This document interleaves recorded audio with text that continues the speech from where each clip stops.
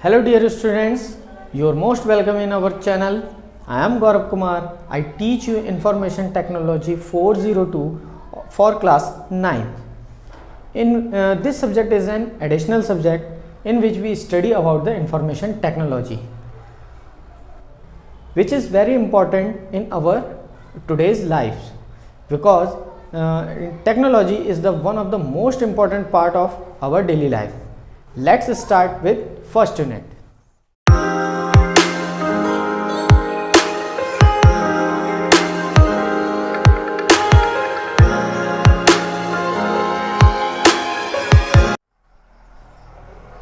चलिए स्टार्ट करते हैं क्लास 9 के इंफॉर्मेशन टेक्नोलॉजी की फर्स्ट यूनिट जो कि है कम्युनिकेशन स्किल, जिसका फर्स्ट चैप्टर है कम्युनिकेशन साइकिल, जिसमें हम पढ़ेंगे कि कम्युनिकेशन क्या होता है, वो किस तरीके से किया जाता है और उसको हम कैसे इफ़ेक्टिव बना सकते हैं और कौन कौन से फैक्टर ऐसे होते हैं जो कम्युनिकेशन को रोकते हैं या उसको होने से उसको ख़राब करते हैं।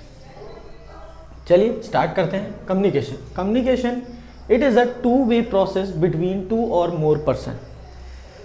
कम्युनिकेशन दो या दो से ज़्यादा लोगों के बीच में होता है। दूसरों शब्दों में कहा जाए, जब हम किसी दो या दो से ज़्यादा के बीच में किसी भी इंफॉर्मेशन या किसी जानकारी या किसी बातचीत का आदान प्रदान करते हैं तो उसे हम कम्युनिकेशन कहते हैं। कम्युनिकेशन में मेन चीज़ जो जैसे कि बताया गया कि कम्युनिकेशन टू वे प्रोसेस है। टू वे प्रोसेस कैसे हो सकती है? जैसे हमेशा याद रखिए, कम्युनिकेशन में एक सेंडर होगा और एक रिसीवर होगा। वो क्या काम करेंगे? मैसेज कन्वे करेंगे। क्या काम करेंगे? Message convey. मान लीजिए कि सेंडर ने एक मैसेज भेजा जो कि इस फॉर्म में गया और किसके थ्रू जाएगा? वो मीडियम के थ्रू जाएगा। मीडियम क्या करते हैं यहाँ पे? मीडियम एक प्लेटफॉर्म बनाते हैं जिसके द्वारा हम जो मैसेज भेज रहे हैं वो जाता है। अब ये मीडियम किस बहुत टाइप के हो सकते हैं वो हम आगे डिस्कस करेंगे। तो यहाँ पे मेन जो है वो है एक सेंडर, एक रिसीवर जो कि एक मैसेज ले रहे हैं, और जब रिसीवर उस मैसेज को रिसीव करता है तो वो उसका फीडबैक भी देता है। जैसे आप आमतौर पे अपने आस पड़ोस में या अपने फ्रेंड से जब भी कोई बात कहते हैं तो उसका तुरंत आपको जवाब मिलता है। तो वो क्या है? जो जवाब मिला वो आपका फीडबैक हुआ, जो आपने कहा वो आपका मैसेज हुआ। तो वही चीज़ है कम्युनिकेशन में। सेंडर एक मैसेज सेंड कर रहा है रिसीवर को, रिसीवर फिर उसका फीडबैक देगा, और सेंडर और रिसीवर को जोड़ने के लिए जो यूज़ होता है वो होता है आपका मीडियम। यही होता है कम्युनिकेशन। बाकी हम अभी और भी इसको ब्रीफली पढ़ते हैं कि कम्युनिकेशन कहाँ से आया, कैसे इसका इजाद किया गया, वो अभी मैं आपको बताता हूँ। Communication, the term communication has been derived from the Latin word. Communication जो शब्द है वो एक लैटिन वर्ड से लिया गया है जो कि है कम्युनिश, डैट मीन्स कॉमन, और to communicate means to make common और टू शेयर। अब कैसे? It is the meaningful exchange of information between two people, sender and receiver और अ मोर पीपल। दो या दो से ज़्यादा लोगों के बीच में जब भी कोई मीनिंगफुल एक्सचेंज होता है इंफॉर्मेशन का, ठीक है, एक्सचेंज से मतलब आदान प्रदान, या तो वो दो लोगों के बीच में है या दो से ज़्यादा लोगों के बीच में है, तो उसे हम कम्युनिकेशन कहते हैं। It is an act of conveying information, influence someone और express feeling, thoughts, the exchange of thoughts, message by speech, visual, signal, writing, behaviour, ये सब चीज़ें आपके कम्युनिकेशन में आती हैं। जैसे आप अपनी फीलिंग को एक्सप्रेस कर रहे हो किसी दूसरे के सामने, या अपने थॉट्स को आप एक्सप्रेस कर रहे हो, या आप अपने मैसेज को किसी स्पीच के द्वारा देना चाह रहे हो, या आप किसी फ़ोटो के द्वारा देना चाहते हो, किसी सिग्नल्स के द्वारा, राइटिंग से, अपने बिहेवियर से, जैसे भी आप करना चाहो वो सब क्या कहलाएगा? आपका कम्युनिकेशन कहलाएगा। यहाँ पे दो लोग बहुत इंपॉर्टेंट होते हैं, जैसे कि मैंने अभी थोड़ी देर पहले आपको बताया भी था कि एक सेंडर और एक रिसीवर। सेंडर कौन होता है? The person who sends the information और कन्वेइंग द मैसेज। ऐसा पर्सन जो आपको सेंड कर रहा है कोई भी इंफॉर्मेशन या किसी भी तरीके का कोई भी मैसेज। रिसीवर कौन है? द पर्सन और group who receive the message. Receiver सिर्फ कोई और व्यक्ति नहीं है, ये वही व्यक्ति है जो सेंडर के द्वारा भेजा गया मैसेज रिसीव कर रहा है।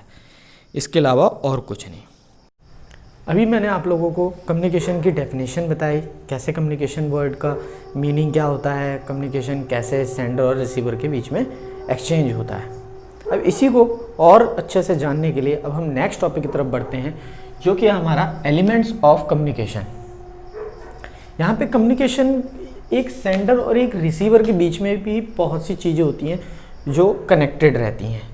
जैसे पहले भी एक डायग्राम में मैंने अभी आपको बताया था कि सोर्स एक सेंडर है, एक रिसीवर है, और उनके बीच में एक मीडियम वर्क करता है।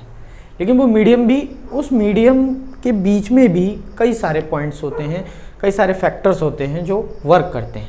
जैसे कि सबसे पहला और सबसे लास्ट, ये दो तो बहुत ही इंपॉर्टेंट है, क्योंकि इनके बगैर कोई कम्युनिकेशन हो ही नहीं सकता। अब इसको कैसे समझा जा सकता है? सबसे पहले सोर्स एंड सेंडर। सेंडर, जैसे कि अभी डेफिनेशन में बताया, sender is the person who send the message या कन्वेइंग एनी इंफॉर्मेशन। तो ये जो व्यक्ति है, या ये इसे हम सोर्स भी कह सकते हैं या इसे हम सेंडर भी कह सकते हैं, इसने मैसेज सेंड किया। मैसेज सेंड होने के बाद वो इनकोडिंग, अब इनकोडिंग कैसे होती है? इनकोडिंग का मतलब है उसको ग्रुप में, मतलब उसकी ग्रुपिंग करना। यहाँ जो हम कम्युनिकेशन की बात कर रहे हैं, ये जो प्रोसेस है ये मेनली वर्क करता है, जैसे आप थ्रू मैसेज बात कर रहे हैं या ईमेल पे बात कर रहे हैं, या आप जैसे आजकल बहुत ही फेमस है फेसबुक, इन चीज़ों में। तो सबसे पहले जो सेंडर है वो एक मैसेज टाइप कर रहा है, उसके बाद वो मैसेज इनकोड किया जाता है। इनकोड का मतलब है कंप्यूटर में जब भी कोई भी मैसेज एक जगह से दूसरी जगह भेजा जाता है तो पैकेट्स की फॉर्म में भेजा जाता है। हमें नहीं दिखता, हमें तो ये पता है कि हमने पूरा टाइप किया और वो वहाँ पे आ गया, लेकिन उसके बीच में जो होते हैं बहुत से फंक्शन होते हैं, वही हम यहाँ डिस्कस कर रहे हैं। सबसे पहले मैसेज इनकोड किया गया, मतलब उसकी ग्रुपिंग करी गई या उसको संभाला गया। उसके बाद चैनल। अब ये चैनल क्या है? चैनल ही यहाँ पे एक ये मीडियम है। जैसे मैंने अभी बताया आपको कि आप फेसबुक का इस्तेमाल कर रहे हैं, तो फेसबुक क्या है? फेसबुक एक चैनल है, एक मीडियम है, जिसके थ्रू वो मैसेज कन्वे होगा। अब उसमें फेसबुक तो है ही है, जो एक प्लेटफॉर्म भी है एक तरीके से। मेन जो है चैनल जो यहाँ पे है वो है इंटरनेट, क्योंकि इंटरनेट के थ्रू ही तो आप एक से दूसरे से कनेक्टेड हो। कि एक यहाँ है, एक दूसरी जगह है, तो वो कैसे कनेक्टेड हो सकते हैं? वो इंटरनेट से कनेक्टेड है। उसके बाद जब चैनल ने इनकोडेड मैसेज को लिया, अब चैनल उस मैसेज को क्या करेगा? डिकोड करेगा। लेकिन डिकोड होगा कहाँ पे? डिकोड होगा जब वो रिसीवर के पास पहुँच रहा है। अब डिकोडिंग का मतलब क्या है? डिकोडिंग का मतलब है कि उस मैसेज का विस्तार रूप या उसका पूरा रूप कह सकते हैं। जैसे आपने कोई मैसेज टाइप किया, वो इनकोड हुआ, मतलब पैकेट फॉर्म में गया, पैकेट फॉर्म से वो चैनल पे गया, चैनल ने फिर उसको रिसीवर के पास भेजा, लेकिन रिसीवर से पहुंचने से पहले वो डिकोड हो गया। डिकोड से मतलब वो पैकेट से फिर से बाहर आया और वो पूरा एक मैसेज बन गया। अब वो मैसेज किसके पास पहुंचा? रिसीवर के पास पहुंचा। अब रिसीवर ने वो मैसेज रिसीव किया, अब वो रिसीवर उसका क्या करेगा? रिसीवर उसका फीडबैक देगा। फीडबैक क्या होता है? फीडबैक का मतलब है आंसर, या जैसे कि आपने अपने फ्रेंड को पूछा आप कैसे हैं, उसका आंसर आता है मैं ठीक हूँ, आप कैसे हैं। तो उसने फीडबैक में आपको आंसर भी दिया, साथ ही साथ अब उसने क्वेश्चन भी पूछ लिया। अब यहाँ पे आपको समझना होगा, अब यहाँ ये जो प्रोसेस जो यहाँ से यहाँ तक आया, ये क्या हुआ? ये रिसीवर पे आया, रिसीवर ने उसका फीडबैक दिया कि हाँ मैं ठीक हूँ, लेकिन उसने दोबारा से क्वेश्चन किया आप कैसे हैं। तो उस समय पे ये पोजीशंस चेंज हो जाती हैं। ये अब आपका क्या बन जाएगा? सेंडर, और ये बन जाएगा आपका रिसीवर। फिर ये उल्टा प्रोसेस स्टार्ट हो जाएगा, फिर से इनकोडिंग होगी, डिकोडिंग होगी, चैनल के द्वारा फिर से मैसेज जाएगा। इसीलिए स्टार्टिंग में मैंने बताया था कि कम्युनिकेशन क्या है? Communication is a two way process. Two way process से मतलब यही है कि एक बार सेंडर रिसीवर तक गया मैसेज, रिसीवर से फिर सेंडर तक आएगा मैसेज। तो ये जब तक आदान प्रदान मैसेज का होता रहेगा तो वो एक कम्युनिकेशन होता रहेगा। कम्युनिकेशन इसीलिए कहा गया है कि ये एक टू वे प्रोसेस है। जब तक ये टू वे में नहीं होगा तब तक ये सक्सेसफुल है ही नहीं। कम्युनिकेशन करने के लिए दोनों व्यक्तियों की ज़रूरत है और दोनों से ही फीडबैक आना ज़रूरी है। अगर फीडबैक किसी भी एक तरफ से बंद हो जाएगा तो कम्युनिकेशन बंद हो जाएगा। जैसे आपने अपने फ्रेंड से पूछा आप कैसे हैं, उसने कहा मैं ठीक हूँ। फिर उसने आपसे पूछा आप कैसे हैं, आपने कहा मैं ठीक हूँ। आपने कोई क्वेश्चन नहीं किया, रिसीवर ने कोई क्वेश्चन नहीं किया, क्या हुआ? कम्युनिकेशन बंद। आपने उसको वहीं पे रोक दिया, आप दूसरे से बात करने लग गए, तो ये क्या हुआ? कम्युनिकेशन ब्रेक हो गया। क्यों ब्रेक हो गया? क्योंकि आपने कोई भी मैसेज सेंड नहीं किया और ना ही उधर से कोई फीडबैक आ रहा है। तो इस तरीके से कम्युनिकेशन क्या हुआ? टू वे प्रोसेस हुआ। तो आई होप आप सब लोग समझ गए होंगे कि कम्युनिकेशन क्या होता है। Now we start next topic. Next topic start करने से पहले हम एक बात और जान लेते हैं कि कम्युनिकेशन में एक वर्ड का बहुत ज़्यादा इस्तेमाल करा जाता है, इफ़ेक्टिव कम्युनिकेशन। इफ़ेक्टिव कम्युनिकेशन वो कम्युनिकेशन होता है जिसमें सेंडर रिसीवर को जो भी मैसेज भेज रहा है वो बहुत ही क्लियर हो और जब रिसीवर उसको रिसीव करे तो वो उसको ईजिली अंडरस्टैंड कर सके, उसको समझ सके और उसका करेक्ट फीडबैक दे पाए। तो ऐसा कम्युनिकेशन जिसमें सेंडर ने जो मैसेज सेंड किया वो बिल्कुल क्लियर था और रिसीवर ने जब उसको रिसीव किया उसको पूरा मीनिंगफुल उसका मीनिंग उसको पता चल गया और उसके बाद उसने करेक्ट उसको फीडबैक भी दे दिया। तो ऐसा कम्युनिकेशन हमारा इफ़ेक्टिव कम्युनिकेशन कहलाता है। अब इफ़ेक्टिव किसी भी कम्युनिकेशन को इफ़ेक्टिव बनाने के लिए हमें 7 C's की ज़रूरत पड़ती है। 7 C's जो कि आपके बोर्ड पे भी दिए हुए हैं कि 7 C ऑफ कम्युनिकेशन, या हम इनको दूसरे नाम से जानते हैं कि 7 C's ऑफ इफ़ेक्टिव कम्युनिकेशन। तो ये 7 C हमारे कम्युनिकेशन को बेहतर और इफ़ेक्टिव बनाते हैं जिससे हम कोई भी मैसेज या कोई भी इंफॉर्मेशन ईज़िली और करेक्टली अपने रिसीवर तक पहुंचा सकते हैं। तो चलिए इनके बारे में पढ़ते हैं हम। चलिए स्टार्ट करते हैं 7 C's। Number 1, clear. The message should be clear and should convey the meaning easily to the receiver. कहने का मतलब है हमारा जो मैसेज है वो बिल्कुल क्लियर होना चाहिए और जो कन्वे कर रहे हैं मतलब उसका जो मीनिंग है वो भी ईजिली उसको समझ में आना चाहिए। Next C is correct. The message should be communicated in the correct language and the sender must ensure that there is no grammatical and spelling mistake. जो भी आपने मैसेज भेजा है वो ये एक तो पहली बात सबसे मेन इम्पॉर्टेंट वो करेक्ट लैंग्वेज में होना चाहिए। दूसरी चीज़ जो आप भेज रहे हैं वो उसकी जो ग्रामर है वो बिल्कुल सही होनी चाहिए और उसकी स्पेलिंग की मिस्टेक नहीं होनी चाहिए। कई बार ऐसा होता है स्पेलिंग मिस्टेक की वजह से, ग्रामर मिस्टेक की वजह से उसका मीनिंग कुछ और निकल के आ रहा होता है। Third C is complete. The message should be complete in itself. It must include all the relevant information as required by the receiver. जो आप मैसेज भेज रहे हैं वो बिल्कुल कंप्लीट होना चाहिए, चाहे आपने 2 शब्द क्यों ना भेजे हों, लेकिन वो 2 शब्दों में ही उसका जो मीनिंग है वो पूरा आना चाहिए और वो पूरा रिसीवर को समझ में भी आना चाहिए।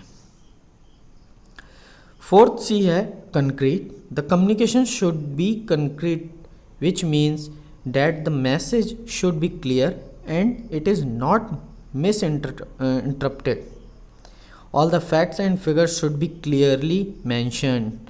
जो भी आप मैसेज भेज रहे हैं उसमें जो भी वर्ड्स का आपने यूज़ किया है या जो भी मैसेज आप भेजना चाह रहे हैं वो बिल्कुल सटीक होना चाहिए और बिल्कुल सही समझ में आना चाहिए। उसके बाद आपका 5th C है concise. The message should be precise and to the point. मतलब ये है कि जो आप मैसेज भेज रहे हैं वो बिल्कुल टू द पॉइंट मैसेज होना चाहिए। मतलब जैसे ही रिसीवर को मिले वो उसको तुरंत पकड़ ले कि हाँ क्या कहा गया है। 6th C is consideration. The sender must take into the consideration the receiver opinion, knowledge, mindset, background. आप जब कोई भी मैसेज भेज रहे हैं तो आपको ये पता होना चाहिए कि रिसीवर की ओपिनियन क्या है, उसकी नॉलेज क्या है, उसका माइंडसेट कैसा है, उसका बैकग्राउंड कैसा है। उसके बाद आता है आपका लास्ट C जो कि है courteous. The sender must take into the consideration both the feeling and the viewpoint of the receiver such that the message is positive and focused at the audience। जो आप मैसेज भेज रहे हैं, जो भी उसे रिसीव कर रहा है या आप एक से ज़्यादा व्यक्तियों को भेज रहे हैं, वो बिल्कुल पॉजिटिव मैसेज होना चाहिए, उसमें किसी भी तरीके की नेगेटिविटी शो नहीं होनी चाहिए। अगर हम इन 7 C का ध्यान रखें तो हमारा जो कम्युनिकेशन है वो बहुत ही इफ़ेक्टिव होगा। इसीलिए इनको कहा भी जाता है कि 7 C's ऑफ इफ़ेक्टिव कम्युनिकेशन। हमें अपने कम्युनिकेशन को इफ़ेक्टिव बनाने के लिए इन 7 C's की ज़रूरत पड़ती है और ये 7 C ही बेसिक कॉन्सेप्ट हैं अपने कम्युनिकेशन को इफ़ेक्टिव बनाने के लिए। आई होप आप सबको ये समझ में आ गया होगा।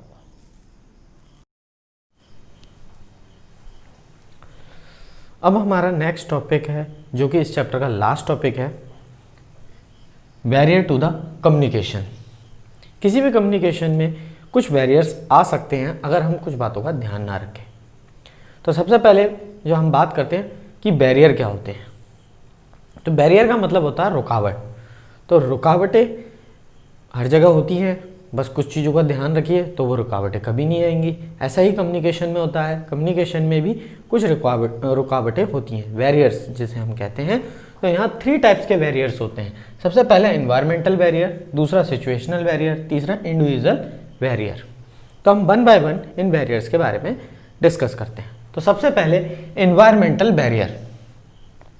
एनवायरमेंटल बैरियर से मतलब है आप कम्युनिकेशन कर रहे हैं, आप किसी रूम में बैठ के भी करते हैं, कभी कभी आप ओपन फील्ड में हैं और डे नाइट का टाइम भी होता है कभी। तो यहाँ पे जो मेन फैक्टर है कि डिफेक्टिव इंस्ट्रूमेंट, ठीक है।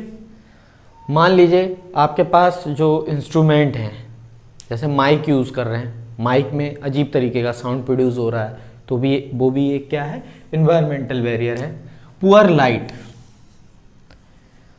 आप शाम के टाइम में बैठे हैं, बैरियर कम्युनिकेशन कर रहे हैं, आपके ऊपर लाइट आ ही नहीं रही है, आप दिख ही नहीं रहे हो, तो सामने वाला आपके एक्सप्रेशन को नहीं समझ पा रहा है, तो ये भी एक टाइप का एनवायरमेंटल बैरियर हो गया।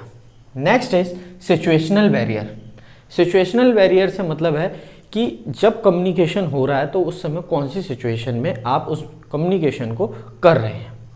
जैसे यहाँ फैक्टर लिखे हुए हैं, लॉन्ग डिस्टेंस, आपके बीच में और रिसीवर के बीच में बहुत ज़्यादा डिस्टेंस है और आप किसी भी इंस्ट्रूमेंट का यूज़ नहीं कर रहे हैं, तो हो सकता है उसके पास आपकी वॉइस नहीं जा रही हो, तो उसके पास जो मैसेज जाना चाहिए वो मैसेज नहीं जाएगा। Second is noise. आप सामने बैठे हैं, पास में बैठे हैं रिसीवर के, लेकिन वहाँ शोर बहुत हो रहा है, तो आप जो भी बात कह रहे हैं वो रिसीवर नहीं समझ पाएगा। तो इसी टाइप के और भी बैरियर होते हैं, उन्हें हम सिचुएशनल बैरियर कहते हैं।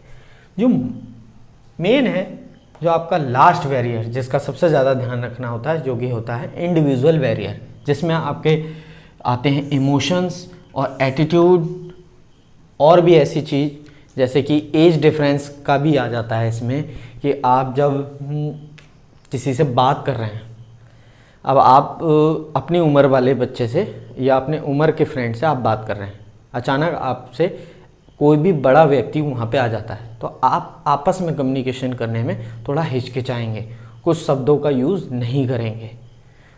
ये भी इंडिविजुअल बैरियर्स में आते हैं।